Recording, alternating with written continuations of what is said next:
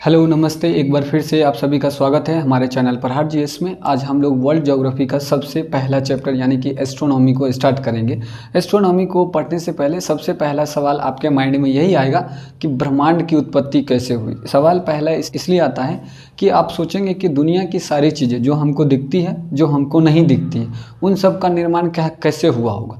लेकिन उससे भी पहले जहाँ पर वो चीज़ टिकी हुई है उसका निर्माण कैसे हुआ। तो ओवरऑल हमारा लास्टली सवाल यही आता है कि ब्रह्मांड की उत्पत्ति, क्योंकि ब्रह्मांड के अंदर हमारा सन है, गैलेक्सी है, प्लैनेट है, जितना भी सैटेलाइट है, सब कुछ है, वो ब्रह्मांड के अंदर समाहित है। तो ओवरऑल सबसे पहले ब्रह्मांड का निर्माण हुआ होगा, उसके बाद गैलेक्सी बना, उसके बाद स्टार्स बना। स्टार्स के समूह को तारामंडल कहते हैं, छोटे समूह को नक्षत्र कहते हैं। फिर एक स्टार्स है, जैसे हमारा सूर्य है, सूर्य के चारों ओर घूमने वाले बिना लाइट वाला जो भी पिंड है, ठोस पिंड है, सेलेस्टियल बॉडी है, उसको प्लैनेट कहते हैं। तो इस तरह से हर चीज़ का निर्माण हुआ। तो सबसे पहले जो बना वो बना ब्रह्मांड।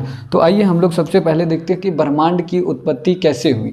तो ब्रह्मांड की उत्पत्ति से संबंधित जो मॉडर्न कॉन्सेप्ट दिया गया, वर्तमान में जो अभी कॉन्सेप्ट लागू है, उसको कहते हैं the big bang theory. Hindi में कहते हैं महाविस्फोट का सिद्धांत। बिग का मतलब महा यानी कि बड़ा, और बैंग का मतलब विस्फोट, इसलिए इसको हिंदी में कहा गया महाविस्फोट का सिद्धांत। और इस कॉन्सेप्ट को दिए थे जॉर्ज लेमेनतेयर ने। महाविस्फोट के सिद्धांत को जॉर्ज लेमेनतेयर ने दिया 1927 में। एक पॉइंट आप एक्स्ट्रा में याद रखेंगे कि ये जॉर्ज लेमेनतेयर जो थे वो बेल्जियम के थे। ठीक, बेल्जियम एक देश है, वहीं से थे। अब थोड़ा बिग बैंग कॉन्सेप्ट को समझिए कि ये कॉन्सेप्ट है क्या। कहा जाता है कि पूरा जब ब्रह्मांड के बनने से पहले इस पूरे ब्रह्मांड के अंदर जितना भी छोटा या बड़ा कण था वो आपस में एक दूसरे के नज़दीक आता गया। ऐसा इसलिए हुआ कि दुनिया के हर कण में अट्रैक्शन यानी कि आकर्षण की शक्ति होती है जो एक दूसरे को अपनी तरफ खींचती है। तो सारी चीज़ आपस में एक दूसरे को अपनी तरफ खींचने लगी। खींचते खींचते वो एक ठोस गोल पिंड बना लिया, और उस पिंड का इतना डेंसिटी बढ़ गया, इतना डेंसिटी यानी कि घनत्व बढ़ गया कि उसके कोर का तापमान बढ़ने लगा। थोड़ा आप घनत्व को समझ ये क्या होता है कि आप एक रूम में हैं, कमरे में हैं, एक दो पर्सन है तो ठीक है, रूम आपको हल्का लगेगा, ज़्यादा टेम्परेचर भी अनुभव नहीं होगा। और उसी कमरे में अगर हम 100 आदमी को एकाएक ला के रख दें तो पूरा एरिया पूरा सघन हो जाएगा, डेंसिटी पूरा बढ़ जाएगा, 1 इंच का जगह भी खाली नहीं बचेगा। तो उसी को कहते हैं डेंसिटी। यानी कि 2 लोग थे तो डेंसिटी कम था, 100 लोग आ गए, डेंसिटी पूरा हो गया, घनत्व एकदम। अब 1 इंच भी जगह नहीं है, इधर टस से मस। अगर इधर से उधर हिले तो जिसको बगल वाला का प्रॉब्लम हुआ तुरंत तुम्हारे ऊपर फाइट कर देगा, आपस में एकदम युद्ध शुरू हो जाएगा रूमे में। तो वही हुआ पिंड के साथ कि सारा जितना भी छोटा या बड़ा कण था आपस में एक दूसरे की ओर चिपकते गया। उसका पिंड का डेंसिटी इतना बढ़ गया, उस ठोस गोले का डेंसिटी इतना बढ़ गया कि उसमें टेम्परेचर जो है, तापमान, उसका तापमान बढ़ने लगा। तापमान बढ़ते बढ़ते बढ़ते इतना हाई टेम्परेचर हो गया कि एक दिन उस ठोस गोले में ब्लास्ट हो गया, और उसी ब्लास्ट को कहा जाता है महाविस्फोट का सिद्धांत। और जैसे ही उस ठोस गोले में ब्लास्ट हुआ उसके सारे टुकड़े इधर उधर वायुमंडल में बिखर गए और गैलेक्सी का, ब्रह्मांड और गैलेक्सी का निर्माण हो गया। तो ब्लास्ट हुआ, ब्रह्मांड बना, छोटे टुकड़े जो उसमें बिखर गए वो गैलेक्सी के रूप में बन गया। आप इसको समझ सकते हैं कि मान कर चलिए कि एक लड्डू है, दैट मीन्स ब्रह्मांड है, उसमें ब्लास्ट हुआ, उसका बुनिया इधर उधर भाग गया तो वो बन गया सारा गैलेक्सी के रूप में। और उस गैलेक्सी के अंदर बहुत सारे लाखों करोड़ों तारे बन गए, और उस तारे में अपना एक तारा सूर्य है। तो सीधा सीधा हिसाब है। तो क्या हुआ कि उस ठोस पिंड में ब्लास्ट हुआ, उसके टुकड़े इधर से उधर फैल गए। यानी कि सीधा याद रखिए, दिल के टुकड़े हुए 1000, कुछ यहाँ गिरे, कुछ वहाँ गिरे, कुछ जहाँ तहाँ गिरे, और इससे पूरा ब्रह्मांड और गैलेक्सी बने। सीधा याद हो जाएगा। तो क्या हुआ ना कि ब्रह्मांड बना, उसके अंदर गैलेक्सी का निर्माण हो गया। तब कहते हैं कि एक साइंटिस्ट आए, उनका नाम था हब्बल साहब ने कहा कि अभी जो ब्रह्मांड है और उसमें जो गैलेक्सी है सब क्या है कि फैल रहा है। फैलने का मतलब ये है कि सब दूर जा रहे हैं। आप इसको ऐसे समझ सकते हैं कि आप विदाउट एयर वाला यानी कि बिना हवा वाला एक बैलून लीजिए और उस बैलून पर आप 2 पॉइंट बना दीजिए, ठीक। और जब आप उसमें एयर डालेंगे, हवा भरेंगे, तो वो दोनों पॉइंट आपस में एक दूसरे से दूर जाएगा, है कि नहीं। और फिर जब उस बैलून का क्षमता खत्म हो जाएगा तो फिर वो ब्लास्ट करेगा, आपस में फिर वो चिपक जाएगा, दोनों पॉइंट जहाँ था वहाँ पहुँच जाएगा। तो इसी कॉन्सेप्ट को हब्बल साहब ने दिया। उन्होंने कहा कि ब्रह्मांड अभी फैल रहा है और धीरे धीरे फैलता ही जा रहा है। किसी दिन ऐसा होगा कि ब्रह्मांड की सारी चीज़ें जो ब्लास्ट में दूर गई थी वो आपस में फिर एक दूसरे के जब नज़दीक आएगी तो उस सिचुएशन को सुपर क्रंच कहा जाएगा। यहाँ पर हमने लिख दिया उस सिचुएशन को सुपर क्रंच कहा जाएगा। सवाल में आएगा सुपर क्रंच किसको कहते हैं, सीधा आप याद रखेंगे ब्रह्मांड में फैली सारी चीज़ें जो अभी बहुत दूर दूर में है, किसी करोड़ों वर्षों के बाद जब वो सारी चीज़ें आपस में एक दूसरे के करीब आएगी तो उसको सुपर क्रंच कहेंगे।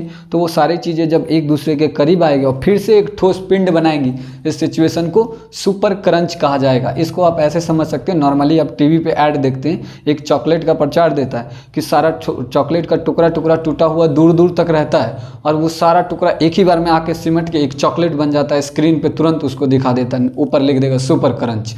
सेम वही है कि ब्रह्मांड का हर चीज़ जो है टुकड़े के रूप में इधर उधर फैला हुआ है और वो सारा चीज़ चिपक के जैसे ही एक ठोस पिंड बनेगा, दैट मीन्स सुपर क्रंच। इस सिचुएशन को सुपर क्रंच कहेंगे। तो इसको आप ऐसे याद रखें, सुपर क्रंच कहेंगे। अभी हमने आपको बताया कि ब्रह्मांड जब ब्लास्ट करेगा, यानी कि ब्लास्ट जब हुआ उस ठोस पिंड में तो ब्रह्मांड की उत्पत्ति हुई और उसके टुकड़े जो इधर उधर बिखरे तो वो बन गए गैलेक्सी। तो अब हम लोग गैलेक्सी की बात करेंगे। पहले हमने आपको ब्रह्मांड के बारे में बता दिया, अब गैलेक्सी की बात करेंगे। गैलेक्सी को हिंदी में कहते हैं आकाश गंगा। और ब्रह्मांड की जब उत्पत्ति हुई तो ब्रह्मांड के अंदर लगभग 100 से 200 अरब गैलेक्सी हैं। तो यहीं पर हमने लिख दिया 100 से 200 अरब गैलेक्सी, इसकी संख्या है 100 से 200 अरब गैलेक्सी है। और प्रत्येक गैलेक्सी यानी कि हर एक गैलेक्सी में 100 अरब तारे हैं। आप समझ सकते हैं, आदमी वादा तो कर लेता है कि हम तुम्हारे प्यार में तारे गिन देंगे, है पॉसिबल? एक गैलेक्सी में 100 अरब, ऐसा 200 अरब गैलेक्सी है। झूठ बोल रहा है, कमीनापंती का भी हद होता है भाई, इतना झूठ मत बोलो। तुम गिन नहीं, तुम कि तुम्हारे पप्पा के पप्पा नहीं गिन सकते हैं, इतना तारा है, ठीक है ना। तो प्रत्येक गैलेक्सी के अंदर 100 अरब तारा है। अब क्या हुआ कि इस गैलेक्सी को समझने के लिए या फिर इसके अध्ययन को सुलभ बनाने के लिए सारे गैलेक्सी का 3-3 ग्रुप बना दिया। यानी कि हमने शुरू से फिर से एक बार ध्यान दीजिए कि गैलेक्सी पहले ब्रह्मांड का निर्माण हुआ ब्लास्ट के कारण और उसमें बहुत सारे टुकड़े जो इधर उधर बिखरे वो गैलेक्सी के रूप में। और ब्रह्मांड के अंदर लगभग 100 से 200 अरब गैलेक्सी हैं, प्रत्येक गैलेक्सी में 100 अरब तारे हैं। तो अब 200 अरब जो गैलेक्सी हैं ब्रह्मांड के अंदर, उस गैलेक्सी को समझने के लिए या फिर उसके अध्ययन को सुलभ बनाने के लिए 3-3 का ग्रुप बना दिया गया, ठीक है ना। तो इस गैलेक्सी, ये है गैलेक्सी 1 2 3, इसको हमने एक ग्रुप बना दिया, 3-3 का एक ग्रुप। तो गैलेक्सी के 3-3 के ग्रुप को कहा जाता है सुपर क्लस्टर। यहाँ हमने लिख दिया सुपर क्लस्टर। 3-3 गैलेक्सी के समूह को सुपर क्लस्टर कहा जाता है। इसी में अपना एक गैलेक्सी है जिसमें अपना सूरज है, पृथ्वी है, वो सारा चीज़ है। तो अपनी जो गैलेक्सी है उसका नाम है मिल्की वे, मंदाकिनी या दुग्ध मेखला। आप इसको याद रखेंगे, अपनी गैलेक्सी का नाम है मिल्की वे, मंदाकिनी या दुग्ध मेखला। ये अपनी गैलेक्सी है, आकाश गंगा है। कई एक आध आदमी बड़ा गजब होता है, आदमी साथ में चल रहा है और उसकी वाली गैलेक्सी साथ में, फिर भी उधर देखेगा, अरे वो तुम्हारी गैलेक्सी नहीं है, तुम्हारी गैलेक्सी तुम्हारे साथ चल रही है, इधर काहे ध्यान दे रहा है, ई बता रहे हैं, इधर देख रहा है, ई क्या है, ई क्या है, तुमको क्या मतलब है, इधर जब आएंगे तब बताएंगे, इस पर ध्यान दो। तो ये जो है ये अपनी गैलेक्सी है, इसका नाम है मिल्की वे, मंदाकिनी, दुग्ध मेखला या फिर दुग्ध मेखला इसको कहते हैं, ठीक। अब इस साइड जो इसके बगल में गैलेक्सी है, तो सवाल में पूछा जाता है कि अपनी गैलेक्सी के सबसे नज़दीक की गैलेक्सी कौन सी है। तो अपनी गैलेक्सी ये है, दुग्ध मेखला, मंदाकिनी, मिल्की वे जो कह लो। तो अपनी गैलेक्सी के सबसे नज़दीक ये है, इसका नाम है एंड्रोमेडा।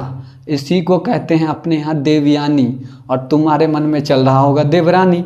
तो सुन लो भाई, देवरानी बनने के लिए तुमको बहुत जद्दोजहद करना पड़ेगा। देवरानी बनने के लिए तुमको तुम्हारा जेंडर चेंज कराना पड़ेगा, है कि नहीं। पुरुष से महिला बनना पड़ेगा, तब तुम देवरानी बन सकते हो। ऐसे देवरानी देवरानी चिल्लाया तो तुम्हारा काम तमाम हो जाएगा, ठीक है ना। तो ध्यान दो, अपनी गैलेक्सी के सबसे नज़दीक का जो गैलेक्सी है उसको एंड्रोमेडा या देवयानी कहते हैं, ठीक। अपनी गैलेक्सी के सबसे नज़दीक का, फिगर में भी दिख रहा है कि सबसे नज़दीक है, इसको एंड्रोमेडा या देवयानी कहते हैं, ठीक। और फिर ये अपनी गैलेक्सी है, अपनी गैलेक्सी के दूसरा सबसे नज़दीक की गैलेक्सी इसका नाम है NGC-33, ठीक है ना। अपनी गैलेक्सी की दूसरी सबसे नज़दीक गैलेक्सी जो है उसका नाम है NGC-33।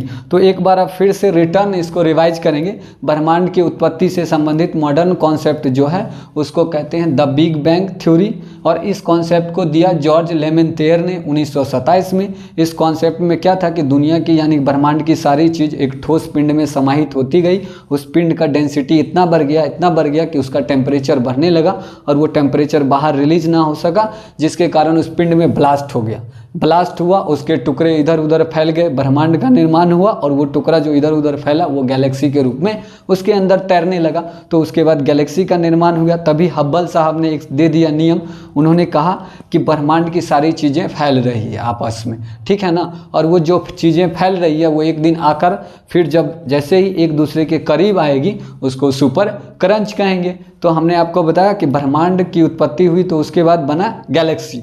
तो गैलेक्सी को समझने के लिए 3 गैलेक्सी का एक समूह बनाया गया जिसको कहा जाता है सुपर क्लस्टर। अब इसी सुपर क्लस्टर में अपना जो गैलेक्सी है उसका नाम है मिल्की वे, मंदाकिनी या दुग्ध मेखला। अपनी गैलेक्सी के सबसे नज़दीक की गैलेक्सी को कहते हैं एंड्रोमेडा या देवयानी, और अपनी गैलेक्सी की दूसरी सबसे नज़दीक की जो गैलेक्सी है उसको NGC-33 कहा जाता है। अब हम लोग अपनी गैलेक्सी की प्रॉपर बात करेंगे, तो इस साइड आइए अपनी गैलेक्सी को देखते हैं। अपनी गैलेक्सी का नाम है मंदाकिनी, दुग्ध मेखला या फिर मिल्की वे, तीनों। तो अपनी गैलेक्सी का आप नाम याद रखेंगे, इसी का नाम है मिल्की वे, इसी का नाम है मंदाकिनी, इसी को दुग्ध मेखला कहते हैं, ठीक है ना। तो अपनी गैलेक्सी मिल गई। अब थोड़ा ध्यान देंगे, गैलेक्सी का जो केंद्र होता है, बीच का सेंटर होता है, इसको बल्ज कहते हैं। गैलेक्सी के सेंटर को बल्ज कहा जाता है, बीच का जो सेंटर पॉइंट होता है इसको बल्ज कहते हैं। यहाँ पर हमने लिख दिया, गैलेक्सी के केंद्र को बल्ज कहा जाता है। अब अपनी जो गैलेक्सी है उसी गैलेक्सी में अपना सूर्य है, और सूर्य के चारों ओर क्या है, पृथ्वी चक्कर लगा रहा है, हम लोग पृथ्वी पर हैं। तो क्या है कि अपनी गैलेक्सी के अंदर अपना तारा कौन सा है, सूर्य है, जिससे हमको लाइट मिलता है। तो सूर्य के नज़दीक ये छोटा छोटा जो पॉइंट दिख रहा है ये तारों का समूह है, ठीक है ना। तो सूर्य से नज़दीक तारों के समूह को नक्षत्र कहते हैं। इसकी संख्या है 27, नक्षत्र की संख्या है 27। उसके बाद दूसरा आएगा कि सूर्य से दूर, तो ये दूर है ना, छोटा छोटा पॉइंट वाला लाइन यहाँ तक है, तो ये दूर है। सूर्य से दूर तारों के समूह को तारामंडल कहते हैं। इसकी संख्या है 89। तो अभी वर्तमान में इसकी संख्या है तारामंडल की 89। तो सवाल में आएगा कि अपनी गैलेक्सी में सूर्य के नज़दीक तारों के छोटे समूह को क्या कहते हैं, तो उसको नक्षत्र कहते हैं। नक्षत्र की संख्या है 27। दूसरा, सूर्य से दूर तारों के बड़े समूह को क्या कहते हैं, उसको तारामंडल कहते हैं। इसकी संख्या है 89। तो इस तरह से आप ये दोनों पॉइंट याद रखेंगे। अब आइए थोड़ा ध्यान दीजिए, नक्षत्र की संख्या 27 है। आप सुने होंगे राशि होता है 12, जैसे मेष, कुंभ, मिथुन, फलाना, लिमका डिमका सब है, 12 राशि है, ठीक। तो ये राशि कैसे बना, राशि को बनाया गया है अर्थ के घूमने के अनुसार। पृथ्वी हमारे 365 दिन में सूर्य का एक चक्कर लगाती है, होता है टोटल महीना में कन्वर्ट करेंगे 12 महीना, 12 राशि बनाएगा, ठीक है। ध्यान दीजिए 12 राशि बनाएगा। अब ये नक्षत्र है 27, सूर्य के सबसे करीब है नक्षत्र, तो इसी 27 नक्षत्र का भी चक्कर जो है उतने टाइम में हमारी पृथ्वी लगा लेती है। तो यानी कि 12 राशि बराबर 27 नक्षत्र। ऐसा ही होगा ना कि 12 महीने में हम सूर्य का एक चक्कर लगाते हैं और नक्षत्र को भी हमारा पृथ्वी घूम जाता है, और नक्षत्र की संख्या है 27 लेकिन राशि है 12। तो 12 राशि दोनों इक्वल हो जाएगा ना, 12 राशि बराबर 27 नक्षत्र, ठीक। तो एक राशि बराबर कितना होगा, 27/12 नक्षत्र, और इसी को भाग देंगे तो एक राशि बराबर हो जाएगा 2.25 नक्षत्र। आप थोड़ा ध्यान दीजिए, आप सुने होंगे कि दो अलग अलग आदमी है, दोनों एक ही राशि का होता है लेकिन उसका नक्षत्र जो है अलग अलग हो जाता है, कैसे। तो थोड़ा ध्यान समझिए कि एक राशि बराबर कितना है, 2.25 नक्षत्र। इसको समझिए, ये पृथ्वी है ना 360 डिग्री, टोटल इसको 12 महीना में बांटा गया है। एक चक्कर लगाता है सूर्य का कितना दिन में, 365 दिन में। महीना होता है 12, राशि है 12 गो, तो 12 गो इसका कॉलम बनाइए, 3, 4, 5 और 6 दूना 12 कॉलम हो गया, ठीक है। 12 कॉलम बन गया, मतलब 12 राशि। अगर हम क्या है कि एक राशि में 2.25 नक्षत्र होता है, तो अब इसके चारों तरफ 27 गो नक्षत्र हैं, तो जब मिलाएंगे 27 नक्षत्र को तो एगो में 2.25 आएगा, तो मान कर चलिए कि ये 1 नक्षत्र है, ठीक, ये 2 नक्षत्र हैं, और ये नीचे छोटका वाला सवा वाला हिस्सा थोड़ा सा आगे 1/4 ये हो गया, तो 1.25 नक्षत्र हो गया। तो अगर कोई व्यक्ति ये इस लाइन और इस लाइन के बीच एक ही राशि है, तो एक राशि में 2 व्यक्ति पैदा ले लिया, तो हो सकता है कि कोई व्यक्ति इस नक्षत्र में पैदा ले ले, दूसरा व्यक्ति इस नक्षत्र में पैदा ले ले। तो इसलिए कहते हैं कि 2 व्यक्ति का राशि एक हो सकता है लेकिन नक्षत्र चेंज हो जाता है उसका अलग अलग। कहते हैं ना, कोई व्यक्ति बहुत गुंडई करता है तो उसको आदमी कहता है कि चित्रा में जन्म लिया है क्या, तो वही है, चित्रा नक्षत्र है। तो ठीक है, एक नक्षत्र बराबर एक राशि बराबर 2.25 नक्षत्र होता है, ध्यान में रखिएगा। अब आइए हम तारामंडल पे बात करते हैं। तारामंडल की कुल संख्या है 89। इसके अंतर्गत आने वाले तारों तथा उसके कुछ समूह, इसको हम लोग देखेंगे। देखिए, तारामंडल की संख्या 89 है हमारी गैलेक्सी में, मंदाकिनी में, लेकिन क्या है कि कुछ स्पेशल तारा है जिसको हम देख सकते हैं अपनी खुली आंखों के साथ। उस तारे के बारे में जानना जरूरी है और उससे कई बार सवाल पूछे भी जाते हैं, मेंस में भी और वैसे जनरली पीटी में भी। तो आइए हम उसी को देखते हैं। तारामंडल की टोटल संख्या है 89। अब इसमें क्या है कि सबसे महत्वपूर्ण तारा जो 1 नंबर का है उसको कहते हैं पोलर स्टार, इसको हिंदी में कहते हैं ध्रुव तारा। ध्रुव तारा आपको हमेशा दिखेगा नॉर्थ साइड में। ध्रुव क्या होता है कि पृथ्वी, अगर ऐसा इसको पृथ्वी मान ले तो ये नॉर्थ पोल होता है, तो इसी के ऊपर में आपको सामने सामने दिख जाएगा ध्रुव तारा, जो कि उत्तर दिशा को बताता। तो सबसे पहला तारामंडल का जो मेन हो गया पोलर स्टार, इसको ध्रुव तारा कहते हैं और यह उत्तर दिशा को बताता है, ठीक है ना, यह उत्तर दिशा को बताता है। अब इसी पोलर स्टार ध्रुव तारा को समझने यानी कि पहचानने के लिए, देखने के लिए सप्तऋषि की सहायता ली जाती है। इसको इंग्लिश में कहते हैं बिग डीपर। सप्तऋषि को इंग्लिश में कहते हैं बिग डीपर। तो किसकी सहायता ली जाती है? बिग डीपर की। और ये बिग डीपर होता है 2 प्रकार का, सप्तऋषि 2 प्रकार का। सबसे पहला अर्सा मेजर, मेजर का मतलब बड़का, और दूसरा अर्सा माइनर, माइनर का मतलब छोटका, ठीक है ना। तो सबसे पहला सप्तऋषि कितने प्रकार के? 2 प्रकार के, एक अर्सा मेजर, दूसरा अर्सा माइनर। तो अर्सा मेजर का जो पीक होगा ना, आप सप्तऋषि में 7 तारा होता है। आकाश में आप देखेंगे तो रात में आपको 7 तारों का एक समूह दिख रहे, एक चारपाई टाइप का 4 गो खंबा दिखेगा, उसके बाद 3 गो दिखेगा, मतलब 4 3 7 ऐसा दिखेगा। यहाँ देखिए, 1 तारा, 2 तारा, 3 4, ये चारपाई टाइप का दिखा, उसके बाद 5वां, 6ठा, 7वां। तो जो अर्सा मेजर होगा बड़ा वाला हिस्सा, उसका फिगर आपको ऐसा दिखेगा कि पहले इसमें 3 गो होगा लंगरा, 1 2 3, तो ये तीनों को कहते हैं लंगरा। और लंगरा तीनों चल रहा है खटिया के पीछे, 1 1 2 3 4। तो इस तरह से 7 तारा हो गया। 7 तारों के समूह को सप्तऋषि कहते हैं। अब इस सप्तऋषि का खटिया वाला जो ऊपर का हिस्सा है, इसके जस्ट ऊपर आपको यहाँ पर दिख जाएगा पोलर स्टार, और इसी सप्तऋषि की सहायता से ध्रुव तारा को पहचाना जाता है। दूसरा फिगर जो आपको दिखेगा अर्सा माइनर का, तो उसमें नीचे की ओर आपको पहले ही चारपाई वाला दिख जाएगा, ठीक, चारों, उसके ऊपर लगा होगा 3 गो, 1 2 3, 4 3 7, और ये देखने में थोड़ा छोटा होगा। और इसका जो लास्ट होगा लंगरा वाला पॉइंट, इसके ऊपर आपको यहाँ पर दिख जाएगा पोलर स्टार। तो इस तरह से ध्रुव तारे यानी कि पोलर स्टार की पहचान की जाती है सप्तऋषि की सहायता से। इसके अलावा हमारे तारामंडल में हंटर स्टार और कई सारे स्टार हैं। तो आइए एक बार उस पर भी हम लोग सप्तऋषि की बात कर रहे थे। सप्तऋषि के बारे में हमने आपको बता दिया कि उसमें 7 तारे होते हैं। ये 2 प्रकार के होते हैं, एक अर्सा मेजर, दूसरा अर्सा माइनर। ये सब मेजर का मतलब, अर्सा मेजर का मतलब है बड़ा, माइनर का मतलब है छोटा। और ये क्या करता है सप्तऋषि, इसकी सहायता से हम लोग ध्रुव तारे की पहचान करते हैं। अब दूसरा जो है हमारे तारामंडल में सबसे महत्वपूर्ण, उसको कहते हैं हंटर स्टार, ओरियन स्टार या मृग तारा। हंटर स्टार मतलब शिकारी तारा। इसका नाम ऐसा इसलिए है कि ये भी एक तारों का समूह है और ये शिकारी के तरह दिखता है। ऐसा आप इस तरफ से देखिए तो एक आदमी के टाइप का, एक तारा यहाँ है, एक तारा यहाँ है, एक तारा यहाँ, और इस तरह से तारे हैं। और ये आपको दिखेगा कि आदमी शिकारी जो है धनुष लेकर खड़ा है, एज लाइक ऐसा धनुष लेके।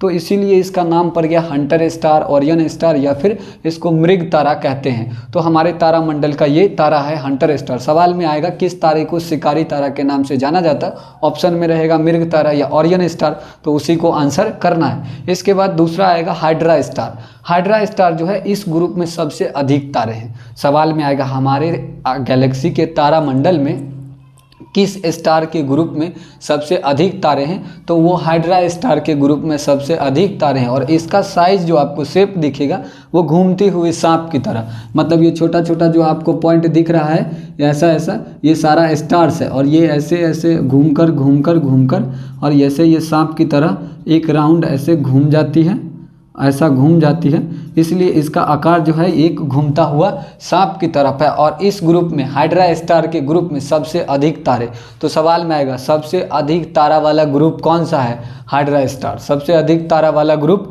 Hydra star. उसके बाद सबसे कम तारों वाला ग्रुप, हमारे तारामंडल में जो तारों के छोटा समूह है यानी कि छोटा तारामंडल जो है वो छोटा तारामंडल, उसका नाम है त्रिशंकु यानी कि क्रक्स ऑस्ट्रेली।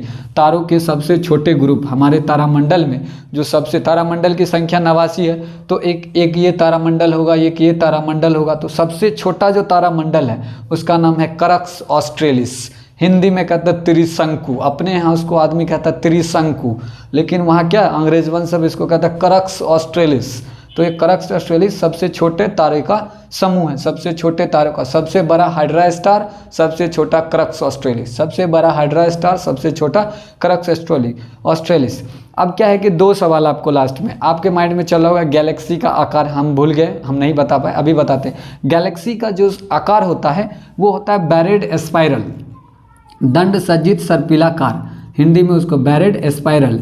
स्पाइरल क्या होता है, 2 टाइप का होता है, एक होता है नॉर्मल स्पाइरल। नॉर्मल स्पाइरल जब आपकी कॉपी होती है, स्पाइरल वाला आप कॉपी खरीदते हैं तो उसमें आप देखते होंगे रिंग टाइप का, स्प्रिंग टाइप का यहाँ से वहाँ तक लगा होता है, तो उसको कहते हैं नॉर्मल स्पाइरल। इसलिए नॉर्मल कहते हैं कि उसका हर एक रिंग जो है समान आकार का होता है। लेकिन बैरेड स्पाइरल में क्या होता है कि बीच का हिस्सा छोटा है और जैसे जैसे बाहर घूमेगा ऐसा ऐसा वो बड़ा होता जाएगा, तो इसी को कहते हैं बैरेड स्पाइरल। और ऐसा ही है हमारा गैलेक्सी, ठीक है ना, ये है बैरेड स्पाइरल, हमारा गैलेक्सी बैरेड स्पाइरल टाइप का दिखता है। अब क्या है कि हमारे गैलेक्सी का जो सबसे चमकीला तारा है, ये सब तो तारामंडल में आने वाले तारे थे, लेकिन सबसे चमकीला जो तारा है हमारे गैलेक्सी का, उसको आप लिख लीजिएगा साइरस स्टार, या फिर इसी को डॉग स्टार कहते हैं, साइरस स्टार और डॉग स्टार। अब देखते हैं ना, डॉग स्टार इसलिए कहते हैं कि आप कुत्ते को देखेंगे कि वो पहले धीरे से बोलेगा, आदमी को देखेगा घुरघुराता है एकदम धीरे से, और जैसे आदमी करीब आया जोर से बोलेगा। तो सेम यही है डॉग स्टार, धीरे से जलता हुआ रहेगा, एकाएक इसमें पूरा लाइट आ जाता है और फिर कम हो जाएगा, फिर लाइट आ जाता है, तो इसलिए इसका नाम रख दिया डॉग स्टार, साइरस या डॉग स्टार। तो हमारे गैलेक्सी के सबसे चमकीला तारा साइरस या डॉग स्टार। एक बार शुरू से रिवाइज कीजिए, ब्रह्मांड की उत्पत्ति यानी कि हर चीज़ एक पिंड में समाहित था, पिंड की डेंसिटी इतना बढ़ा कि उसका टेम्परेचर बढ़ने लगा, और इतना टेम्परेचर बढ़ गया कि उस पिंड में ब्लास्ट हो गया। जैसे ही ब्लास्ट हुआ ब्रह्मांड का निर्माण हुआ, और उसके टुकड़े जो इधर उधर बिखर गए थे वो गैलेक्सी का निर्माण कर लिए, यानी कि वो गैलेक्सी के रूप में बिखर गए। अब इस क्या हुआ कि इस ब्रह्मांड के अंदर लगभग बने 100 से 200 अरब गैलेक्सी, और प्रत्येक गैलेक्सी में बने 100 अरब तारे, प्रत्येक गैलेक्सी में 100 अरब तारे। अब इन्हीं गैलेक्सी को समझने के लिए 3-3 का ग्रुप बना दिया गया, और 3-3 के ग्रुप को सुपर क्लस्टर कहा जाता है। इसी अपने सुपर क्लस्टर में अपना जो गैलेक्सी है उसका नाम था मंदाकिनी, मिल्की वे या दुग्ध मेखला। अपनी गैलेक्सी के सबसे नज़दीक का जो गैलेक्सी था उसको एंड्रोमेडा या देवयानी कहते थे, और फिर अपनी गैलेक्सी का दूसरा सबसे नज़दीक का जो गैलेक्सी था उसको NGC 33 कहते थे। उसके बाद अपनी गैलेक्सी पर आए तो हमने आपको बताया कि गैलेक्सी के सेंटर पॉइंट को बल्ज कहते हैं, ठीक। और अपनी गैलेक्सी में अपना सूर्य है, और सूर्य के नज़दीक जो तारों का छोटा समूह है, ठीक है ना, उसको नक्षत्र कहते हैं। इसकी संख्या 27। सूर्य से दूर जो तारों का समूह है उसको तारामंडल कहते थे, इसकी संख्या 89। इसी में छोटकन तारामंडल था। जैसे सबसे पहले महत्वपूर्ण तारा जो था अपने तारामंडल में पोलर स्टार, ध्रुव तारा, जो उत्तर दिशा को बताता है। इस ध्रुव तारा को पहचानने के लिए सप्तऋषि की सहायता ली जाती है। बिग डी पर 2 टाइप का होता है, एक अर्सा मेजर, एक अर्सा माइनर। अर्सा मेजर का मतलब हो गया बड़का सप्तऋषि, माइनर का मतलब हो गया छोटका सप्तऋषि। इसके अलावा हमारे तारामंडल में हंटर स्टार, ओनियन स्टार, या इसी को कहते हैं मृग तारा। हंटर स्टार इसलिए कहते हैं कि शिकारी टाइप का दिखता है। उसके बाद हाइड्रा स्टार, इस ग्रुप में सबसे अधिक तारे हैं, इसका आकार घूमता हुआ सांप की तरफ दिखता है। और सबसे लास्ट में त्रिशंकु या फिर क्रक्स ऑस्ट्रेली, जो तारामंडल का सबसे छोटा समूह है। सबसे बड़ा समूह हाइड्रा स्टार, सबसे छोटा समूह तारामंडल का क्रक्स ऑस्ट्रेलिस हो गया। तो इस तरह से आप पढ़ेंगे, पूरा एकदम कॉन्सेप्ट क्लियर होगा। नेक्स्ट डे हम लोग आएंगे दूसरे कॉन्सेप्ट के साथ, दूसरे चैप्टर के साथ। तब तक के लिए धन्यवाद। चैनल को सब्सक्राइब करें, लाइक करें, दोस्तों को शेयर करें, कमेंट करें।